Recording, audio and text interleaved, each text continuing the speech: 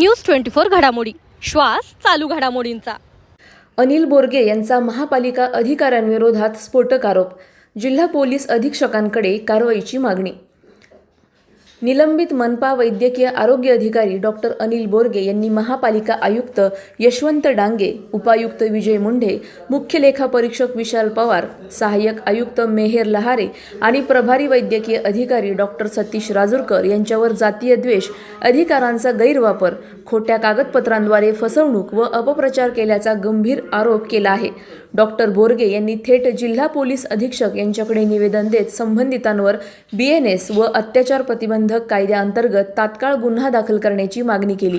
त्यांनी स्पष्ट केले की अनुसूचित जातीचे असल्याने मुद्दाम होऊन त्यांच्यावर खोटे गुन्हे दाखल करून समाजात बदनामी केली जात आहे। या कटकारस्थानात महापालिकेतील वरिष्ठ अधिकारी संगनमताने सहभागी असल्याचा आरोप त्यांनी केला। बोरगे यांनी सांगितले की त्यांना कोणत्याही विभागीय चौकशीविना फसव्या पुराव्यांवरून मनमानीने सक्तीच्या रजेवर पाठवले गेले। त्यानंतर बेकायदेशीर समितीच्या अहवालावर आधारित खोट्या गुन्ह्याच्या आधारावर त्यांना जेलमध्ये डांबण्यात आले, ज्यामुळे त्यांचा व्यक्तिगत, सामाजिक आणि कौटुंबिक आयुष्यावर गंभीर परिणाम झाला।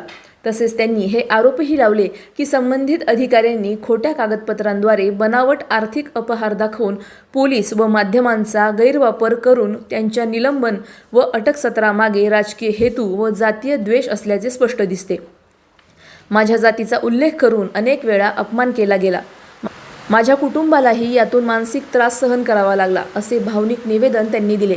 आता सर्वांचे लक्ष आहे की पोलीस अधीक्षक कार्यालय यावर कोणती कठोर पावले उचलते, कारण ही बाब केवळ व्यक्तिगत अन्यायाची नसून शासकीय व्यवस्थेतील संविधानात्मक अपमान व गैरवर्तनाची साक्ष देणारी गंभीर घटना बनत चालली आहे।